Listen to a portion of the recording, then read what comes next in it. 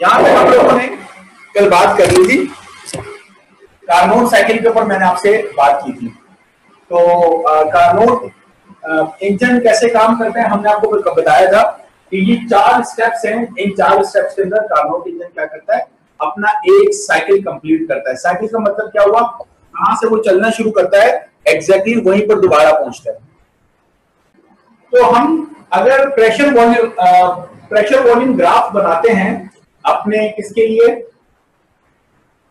Carnot cycle के लिए, तो हमारे पास ये है पोजीशन ए, या ये पॉइंट ए है जहां प्रेशर मेरे पास कितना है P1, volume V1, temperature T1। सबसे पहला प्रोसेस क्या था, आइसोथर्मल एक्सपेंशन था। तो हमने आइसोथर्म बनाया और पॉइंट बी पर पहुंच गए, प्रेशर P2, वॉल्यूम V2 और टेम्परेचर T1। क्यों, बिकॉज ऑफ द आइसोथर्मल। और एक्सपेंशन कैसे पता चल रही है, आप देख सकते हैं वॉल्यूम पहले ये था, ठीक है, और फिर मैं वॉल्यूम यहां से यहां पर पहुंच गया। सो वॉल्यूम इज इंक्रीजिंग, तो और टेम्परेचर रिमेन्स द सेम, तो आइसोथर्मल एक्सपेंशन। उसके बाद हमारे पास हम पॉइंट बी से सी पर पहुंच जाते हैं जहां pressure is P3, volume is V3, और इसको हमने कहा था एडियाबैटिक एक्सपेंशन। दूसरा स्टेप क्या था, एडियाबैटिक एक्सपेंशन। सो एडियाबैटिक में सब चीजें चेंज होगी, प्रेशर, वॉल्यूम, टेम्परेचर। सो T1 से ये T2 पर हम पहुंच गए, और एक्सपेंशन है तो वॉल्यूम इंक्रीज कर रहा है। उसके बाद हमारे पास क्या था, हमने कहा था कि नेक्स्ट इज आइसोथर्मल कंप्रेशन। तो फिर हम यहां से इस तरीके से मूव किए, ये पॉइंट हमारे पास पॉइंट डी है जहां प्रेशर हमारे पास P4, वॉल्यूम V4, और चूंकि आइसोथर्मल है तो टेम्परेचर पे इफेक्ट नहीं पड़ेगा, T2 है तो ये भी यहाँ रहेगा हमारे पास P2 ही रहेगा। ओके, और चूंकि हमारे पास प्रोसेस कौन सा है, कंप्रेशन है, तो वॉल्यूम कम हो रहा है। और उसके बाद है हमारे पास एडियाबैटिक कंप्रेशन, मतलब हम P4 से दोबारा P1 पे, P4 से दोबारा V1 पे, P2 से दोबारा P1 पर पहुंच गए। ओके, तो जहां से हम चले थे दोबारा वहीं पे पहुंचे, 4 स्टेप में पहुंचे, तो इसको हम कहते हैं बेसिकली कार्नोट साइकिल। और चूंकि 4 स्टेप्स में काम कर रहा है हमारे पास, तो हम कहते हैं कि कार्नोट इंजन वापस अपने पोजीशन पे आता है 4 स्टेप्स मुकम्मल करने के बाद। क्या प्रोसेस रिवर्सेबल है? The answer is yes, process is reversible. जहां से हम चले हैं घूम फिर के हम दोबारा उन्हीं वैल्यूज को अटेन कर लेते हैं। But during this reversible process क्या जो एनर्जी है वो उतनी ही थी जितनी पहले थी? The answer is no, energy जो है वो कंज्यूम हुई है, और वही energy in the form of work हमें मिलती है। कहने का मतलब ये है कि जब हम आइसोथर्मल एक्सपेंशन कर रहे थे तो जो हीट थी वो हमारे पास क्या थी, Q1। क्योंकि आइसोथर्मल के अंदर अगर आपको फर्स्ट ऑफ थर्मोडायनेमिक्स से स्पेशल केसेस याद हो, वी आर गिविंग हीट, और वो हीट किसमें कन्वर्ट होती है, वर्क में कन्वर्ट हो रही थी, याद है, पिस्टन को स्लोली मूव कर रहे हैं। तो जो हीट दे रहे हैं वो क्या है, Q1। एडियाबैटिक के दौरान no heat enter, no heat leaves, तो कोई हीट का कॉन्सेप्ट यहां पर नहीं है। उसके बाद हमारे पास ये है आइसोथर्मल, लेकिन कौन सा है, कंप्रेशन है, यानी हीट हम वापस ले रहे हैं। कितनी हीट हमने वापस ली, वो हमने ली Q2।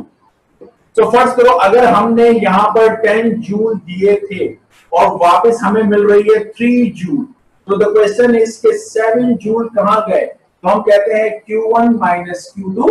अगर हम करें तो ये 7 जूल हमारे पास बेसिकली किसमें कन्वर्ट हो गए, वर्क में कन्वर्ट हो गए, राइट। सो एनर्जी का वो लेवल नहीं रहता, या कुछ अमाउंट ऑफ जो हीट है या कुछ अमाउंट ऑफ एनर्जी है वो वर्क में क्या हो गया, सिस्टम ने कन्वर्ट कर ली। तो सिस्टम अपनी जो यानी मॉलिक्यूलर पोजीशन है उनको चेंज करता है और कुछ वर्क डन प्रोड्यूस करता है, क्योंकि मॉलिक्यूलर मोशन होगी, पिस्टन पे वो फोर्स लगाएंगे तो वर्क करेंगे, राइट। और यहीं से कॉन्सेप्ट हमारे पास किसका आएगा, एंट्रोपी का कॉन्सेप्ट आएगा हमारे पास। और अब हमारे पास 2 टाइप के इंजन है, एक तो जो है हमारे रियल लाइफ के इंजन है, हीट इंजन, और दूसरा हमारे पास जो इंजन है वो हमारे पास जो आइडियल हमने हीट इंजन कंस्ट्रक्ट किया था कल, जिसको हमने किसका नाम दिया था, कार्नोट इंजन का नाम दिया था। एफिशिएंसी की अगर हम बात करते हैं तो जो एफिशिएंसी है हमारे पास, एफिशिएंसी का जो फॉर्मूला है वो है 1 minus Q2 upon Q1 and multiply by 100, और दूसरा फॉर्मूला है 1 minus T2 upon T1 multiply by 100। सो ये दोनों फॉर्मूले हम यूज करते हैं। यहां पर आप ये बात याद रखिएगा कि Q2 अपॉन Q1 और T2 अपॉन T1 की रेशो सेम है, ये रेशो सेम है। अच्छा, रेशो सेम होने का मतलब समझ लीजिए, रेशो सेम होने का मतलब है कि अगर ये Q2 जो है वो फर्स्ट करने में मेरे पास 25 है और नीचे मेरे पास कितना है 15 है, राइट। तो यहां पर मेरे पास हो सकता है कि ये हो मेरे पास 5/3, राइट। तो 5 और 25 इक्वल नहीं है, मतलब Q2 और T2 सेम नहीं है। Q2 क्या है हमारे पास, हीट यूनिट जूल्स, T2 क्या है, temperature unit kelvin. Q1 heat joules, T1 temperature unit Kelvin. So 25 is not equals to 5 and 15 is not equals to 3, but 25/15 and 5/3 ये सेम है। तो ये बात मैंने कहा आपकी समझ में आ गई होगी कि रेशो सेम है लेकिन वैल्यू सेम नहीं है। तो इसलिए Q2/Q1 को T2/T1 हम लोग लिख सकते हैं। तो यहाँ इन टर्म ऑफ हीट है, यहाँ इन टर्म ऑफ टेम्परेचर है। ये जो मैंने टेम्परेचर लिखा हुआ है क्लास T2 और T1, these temperature are in Kelvin, so they must be in Kelvin. Delta T की कहानी नहीं है, so आपको इसको किस में कन्वर्ट करना पड़ेगा, केल्विन में। हाँ, न्यूमेरिकल पॉइंट ऑफ व्यू से कुछ बातें इस तरीके से हैं जो कि एमसीक्यूज में इतनी ज्यादा अहम नहीं है कि एफिशिएंसी को हम इस सिंबल से लिखते हैं ईटा और परसेंट एफिशिएंसी के लिए मल्टीप्लाई बाय 100 करते हैं। तो हम ऐसे भी कर सकते हैं, या एलसीएम हम क्या ले लें, T1। तो अगर ये T1 एलसीएम है तो T1 यहाँ 1 से मल्टीप्लाई और क्या हो जाएगा, T1 माइनस T2, ओके, और इनटू 100 ऐसे भी लिख सकते हैं, या T1 माइनस T2 को हम डेल्टा T भी कह सकते हैं। तो delta T upon T1 into 100। But इस डेल्टा T को ये याद रखिएगा कि ये डेल्टा T जो है ये T1 माइनस T2 है। अब क्या ये डेल्टा T सेल्सियस में हो सकता है, यस हो सकता है, क्योंकि ये डेल्टा आ गया, ठीक है। तो T1 माइनस T2 हो या T1 माइनस T2, तो अगर खाली अलग अलग T1 और T2 की बात करेंगे तो they must be in kelvin. लेकिन अगर फॉर्मूले को इस तरह बना देंगे डेल्टा T, तो ये डेल्टा T आपका सेल्सियस में हो सकता है। लेकिन फिर एक चीज का ख्याल कीजिएगा, ये सेल्सियस में तो ये भी सेल्सियस में होना चाहिए, ये केल्विन में तो ये भी केल्विन में होना चाहिए। ओके, अच्छा जनाब, तो ये हमारे पास एफिशिएंसी आ गई। क्या हमारे पास कार्नोट इंजन की एफिशिएंसी जो कि आइडियल हीट इंजन है 100%, कल मैंने जी सर ये 25/15 इज इक्वल टू 5/3 दोबारा बता। ये मैं आपसे ये कह रहा था कि Q2 अपॉन Q1 ये रेशियो है, इसका जो भी जवाब आएगा T2 अपॉन T1 का जो भी जवाब आएगा वो आंसर और ये आंसर सेम है। अब मैं इसकी मिसाल आपको ऐसे दे रहा था, मैं ये कह रहा था कि फर्स्ट करें ये 25 अपॉन आपके पास है 15, ठीक है, और यहां पर है आपके पास 5/3। तो देखिए 25 और 5 इक्वल नहीं है, मतलब मुझे अगर मैंने ये लिखा है तो कोई स्टूडेंट मुझे ये ना बोले कि आप ये कह रहे थे Q2 बराबर है T2 के और Q1 बराबर है T1 के। नहीं, मैं आपसे ये बात नहीं कर रहा, मैं कह रहा हूं Q2 अपॉन Q1 की पूरी रेशो का जवाब T2 अपॉन T1 की पूरी रेशो का जवाब इक्वल है, ये कह रहा हूं, ठीक है। ये मत कर देना Q2 T2 के और Q1 T1 के इक्वल है, ये कह रहा हूं कि देखो 25 और 5 कैसे इक्वल हो सकते हैं और 15 और 3 कैसे इक्वल हो सकते हैं। हाँ, 25/15 और 5/3 का जवाब सेम हो सकता है। अच्छा जी, फिर जो एफिशिएंसी है इसके ऊपर मैंने आपसे बात की थी कि कार्नोट इंजन की एफिशिएंसी 100% नहीं होती, उसका जवाब हमने आपको जो बताया था वो जवाब हमने आपको ये बताया था कि हमने आपसे कहा था कि एक हमारे पास होती है हॉट बॉडी, एक हमारे पास होती है कोल्ड बॉडी। हॉट बॉडी से कोल्ड बॉडी की तरफ हीट फ्लो करती है और कुछ अमाउंट किसमें कन्वर्ट होता है, वर्क में कन्वर्ट होता है।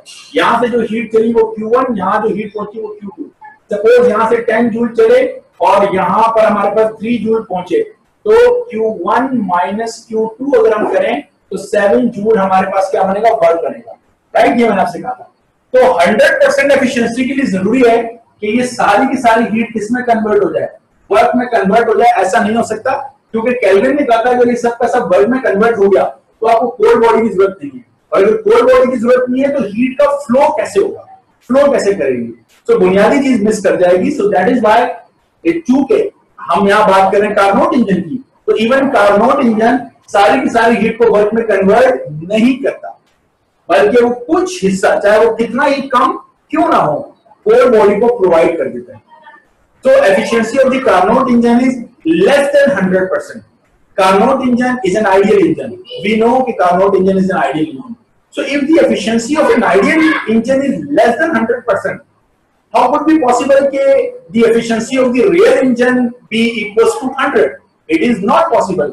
So जितने भी real हमारे पास heat engine हैं, उनकी efficiency बहरहाल हमारे जितने भी real heat engine हैं हमारे पास, उनकी एफिशिएंसी हमारे कार्नोट इंजन की एफिशिएंसी से कम होती है। ये थ्योरम भी है, मतलब मैं आपसे कहना चाह रहा हूं कि ये टेम्परेचर T1 टेम्परेचर है मेरे पास, सपोज कर लेते हैं 100 डिग्री सेल्सियस, और ये T2 मेरे पास एक टेम्परेचर है जिसको मैं कह लेता हूं 20 degree Celsius.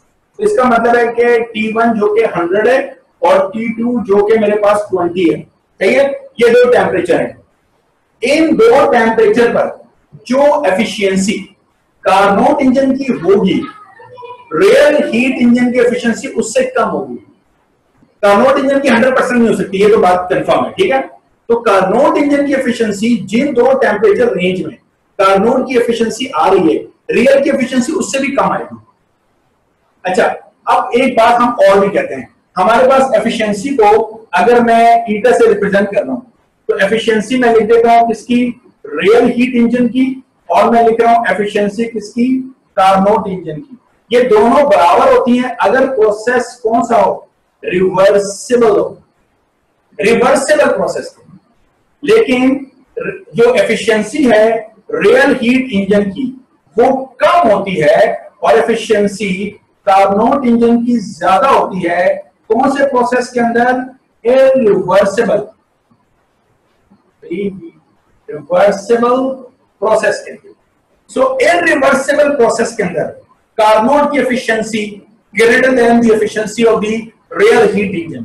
But in the reversible process जो कार्नोट की एफिशिएंसी होती है वो एफिशिएंसी हमारे पास रियल हीट इंजन की होती है। ये एक जरा छोटी सी बात है, थ्योरम से आई है, लेकिन मैं पहले आसान सी बातें जो आप याद कर सकते हैं, जस्ट इन केस कि अगर कोई टफ किस्म का एमसीक्यू है तो आपको समझ में आए। यानी अगर आप कंपैरिजन करना चाहें बिटवीन रियल हीट इंजन और कार्नोट इंजन के, तो ये चीज आपके सामने रहनी चाहिए कि अगर जिस प्रोसेस में आप काम करवा रहे हैं, अगर वो प्रोसेस रिवर्सिबल है तो जो एफिशिएंसी कार्नोट की वो रियल की होगी।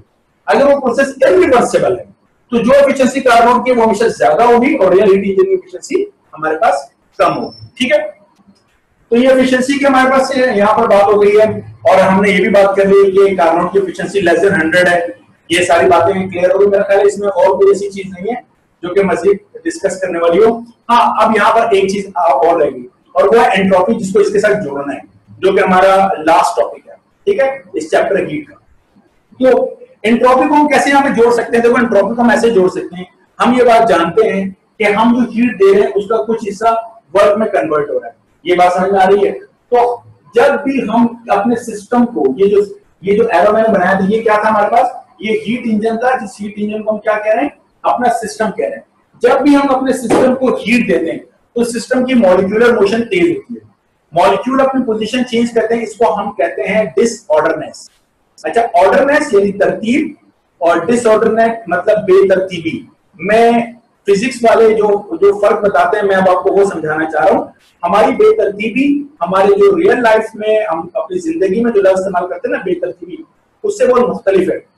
बेतरतीबी और इंग्लिश में जिसको हम डिसऑर्डरनेस कह रहे हैं, और इंग्लिश में एक वर्ड है जिसे हम कहते हैं मैसअप। होता है ना, जिस तरह मिसाल के तौर पे एक कमरा बहुत ही डेकोरेटेड है और उसमें एक बर्थडे पार्टी हो रही है, तो आफ्टर दी बर्थडे पार्टी जो उस कमरे का हशर नशर हो जाता है, चीजें इधर उधर होती हैं और वो जो आपने वो फ्लेयर्स वगैरह जो छोड़े होते हैं सब कमरे में फैला हुआ होता है, ठीक है, प्लेटें कोई इधर होती हैं, कोई केक उधर पड़ा हुआ होता है, सही है, वो हम पूरी पार्टी को एंजॉय करते हैं। तो after the party whatever is the condition of the room, that is known as a mess up. उसको बेतरतीबी नहीं बोलेंगे, उसको मैसअप कहेंगे। तो हमारा जो बेतरतीबी है, हमने जो डिसऑर्डरनेस है उसका ख्याल करना है। हम यहाँ पे we are not talking about the mess up of the molecule, right. तो मैं ये बात समझा रहा हूं। हम आपसे ये कहना चाह रहे हैं कि फर्ज कर लें अगर ये एक मॉलिक्यूल है, ये स्क्वायर वाला दूसरा मॉलिक्यूल है, फिर ये एक मॉलिक्यूल है, फिर ये स्क्वायर वाला मॉलिक्यूल है, फिर ये सर्कल वाला मॉलिक्यूल है, फिर ये स्क्वायर वाला मॉलिक्यूल। ठीक है, अब क्या हुआ, कुछ देर बाद हमारे पास ये था, और कुछ देर के बाद हमारे पास अगर ये सिस्टम कुछ ऐसे रहता है, और से देखिएगा, तो अगर आप नोट करें तो आपको नजर आएगा इन दो ने अपनी पोजीशन को चेंज कर लिया। देखें, ये दो अपनी पोजीशन चेंज, सर्कल स्क्वायर, लेकिन स्क्वायर सर्कल। तो इसको यहां से यहां पे हम कहेंगे कि हमारा सिस्टम डिसऑर्डर हो गया, और ये जो डिसऑर्डर है this is known as entropy, इसको हम एंट्रोपी भी कहते हैं। डिसऑर्डरनेस की वजह जो है वो हम एक और तरीके से भी एक्सप्लेन कर सकते हैं फिजिक्स में, जिसको हम कहते हैं डिग्री ऑफ लोकलाइजेशन। अच्छा, डिग्री ऑफ लोकलाइजेशन का मतलब क्या है? डिग्री का मतलब है कि कितना कोई चीज, लोकलाइज का मतलब है अपनी जगह पर फिक्स है। तो अगर आप फर्ज करें आप एक क्लास के अंदर है, और क्लास के अंदर जो रो है वो उस रो में चेयर्स लगी हुई है, चेयर्स है, तो हर स्टूडेंट अपनी चेयर पे फिक्स है, एक स्टूडेंट दूसरी वाले की चेयर पे नहीं जा सकता। तो स्टूडेंट क्या है? लोकलाइज है, हाईली लोकलाइज, अपनी जगह पे फिक्स है। तो उनमें बेतरतीबी, डिसऑर्डरनेस कम होगा। तो जितनी लोकलाइजेशन ज्यादा उतना डिसऑर्डरनेस कम। ये बात समझ आ रही है?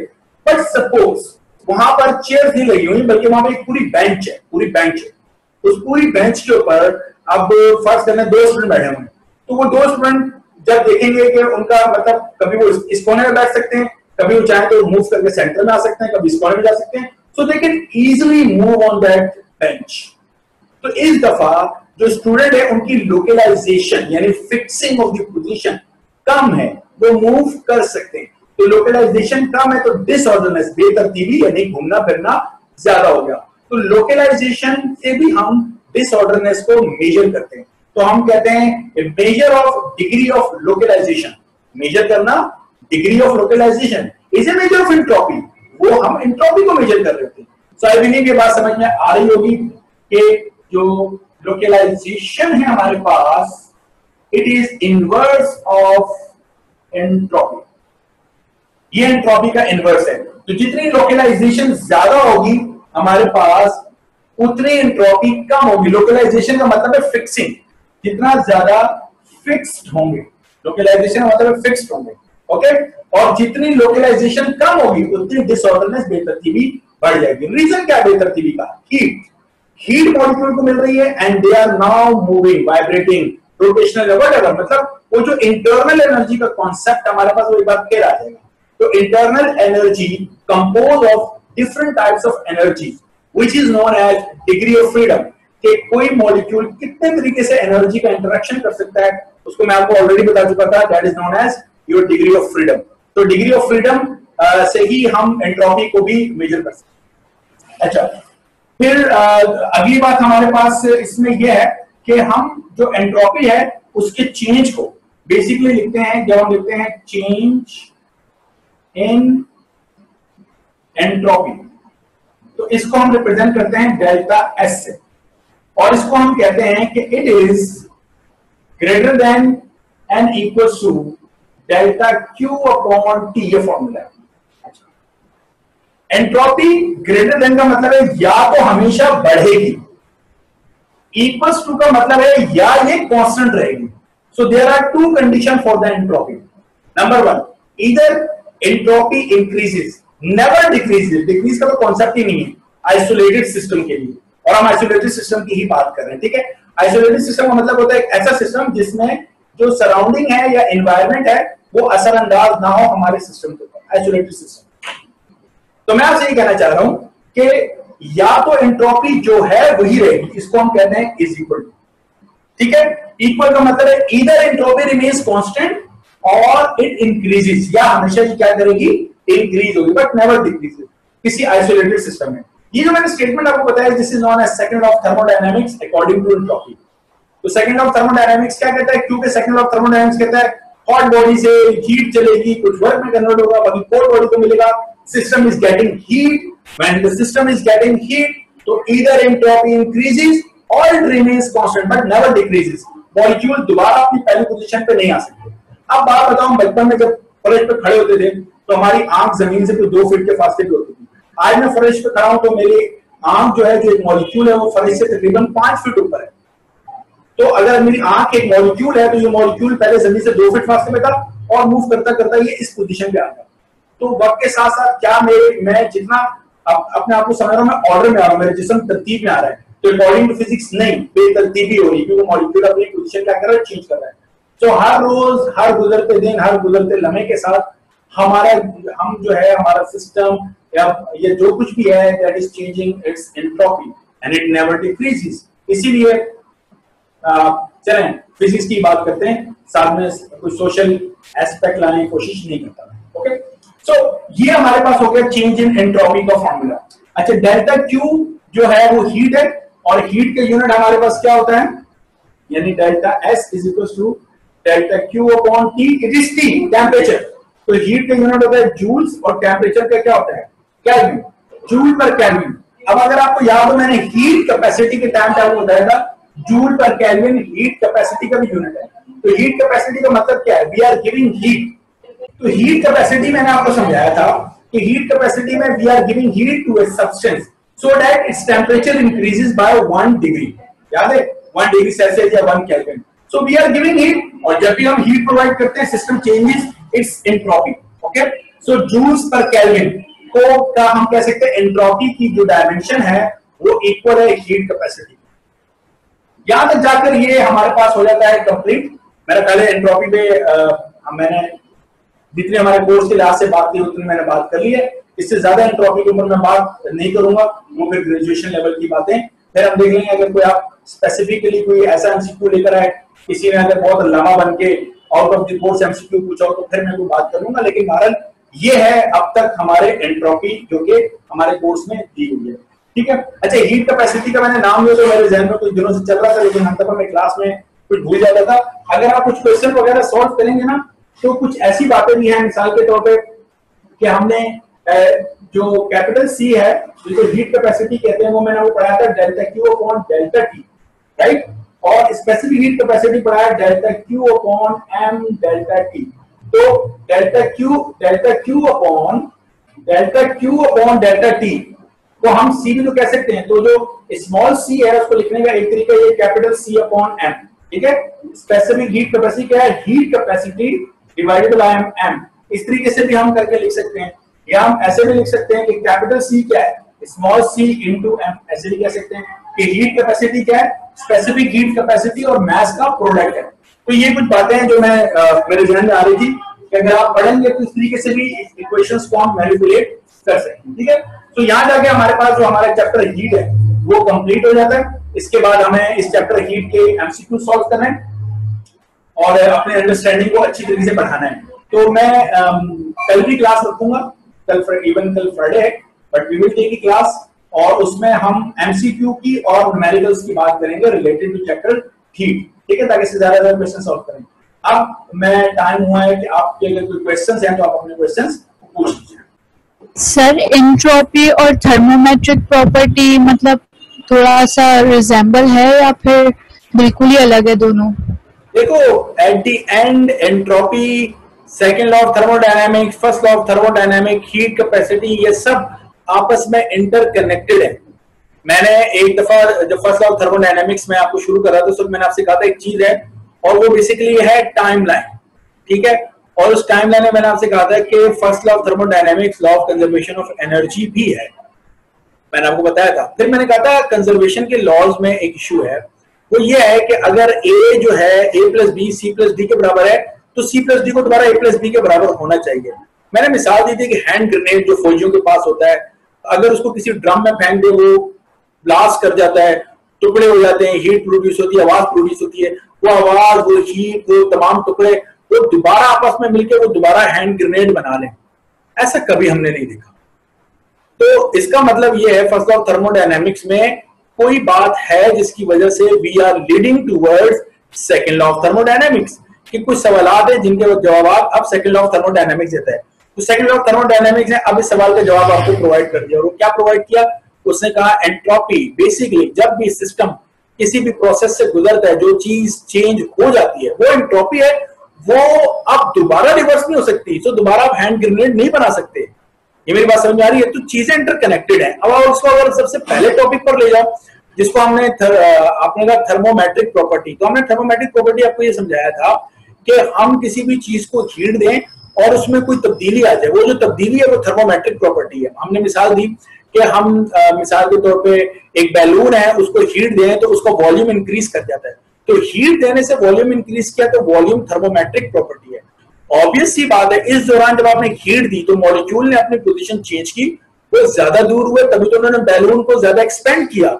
सो अगर अब मैं इसको सेकंड लॉ ऑफ थर्मोडायनेमिक्स से देखूंगा तो यस, एंट्रोपी इंक्रीज हुई है। तो हीट चैप्टर के पहले से आखिर तक तमाम टॉपिक इंटरकनेक्टेड हैं। ये कोई ऐसी मतलब हीट चैप्टर में जो कुछ आपने पढ़ा है, हर चीज के कहीं ना कहीं कुछ ड्रॉबैक्स है जिसकी वजह से अगली चीज शुरू हुई। जो हमने आइडियल गैस यानी काइनेटिक मॉलिक्यूलर थ्योरी डेवलप की थी, उसमें भी गलतियां हैं। उसकी जो गलतियां हैं, उन गलतियों को हमने फिर किसी और थ्योरी से दूर किया, फिर और उसमें अमेंडमेंट की, लेकिन वो हमारे कोर्स का ऐसा नहीं है, लिहाजा मैंने उसको डिस्कस नहीं किया आपसे। लेकिन सब इंटरकनेक्टेड है। आपके सवाल को कल मैं खुद भी क्वेश्चंस लेकर आऊंगा और मैं चाहूंगा कि आप लोग मुझे बिफोर टाइम व्हाट्सएप कर दो, ताकि मैं कल यहाँ पर डिस्कस कर सकूं। मैं अपने कंप्यूटर में क्वेश्चंस को डाल दूं, ताकि जब आप मैं जवाब दूं तो क्वेश्चन आपको साथ में दिखा सकूं ना। ठीक है सर? सर ये कॉन्ट्रैक्शन मतलब क्या होता है? नेगेटिव होते हैं? कॉन्ट्रैक्शन कह रहे हो? जी सर। किस चीज में कॉन्ट्रैक्शन? वॉल्यूम में कॉन्ट्रैक्शन अगर हो। हाँ हाँ, तो फर्स्ट वर्क डन क्या हो? थर्मोडायनेमिक्स की बात कर रहे हो? जी जी सर। यस, मैंने वो बताया था। देखें, अगर वॉल्यूम डिक्रीज होगा तो वर्क नेगेटिव होगा, हीट भी नेगेटिव होगी। मतलब कॉन्ट्रैक्शन मतलब सर वो डिक्रीज हो रहा है, वॉल्यूम डिक्रीज हो रहा है तो नेगेटिव वर्क डन, और अगर वॉल्यूम इंक्रीज हो रहा है तो पॉजिटिव वर्क डन। ये सिंपल तरीका है इसको याद करने का कि वर्क पॉजिटिव है नेगेटिव। थर्मोडायनेमिक्स में वॉल्यूम को लिख लो बस, volume increasing work positive, volume decreasing work negative.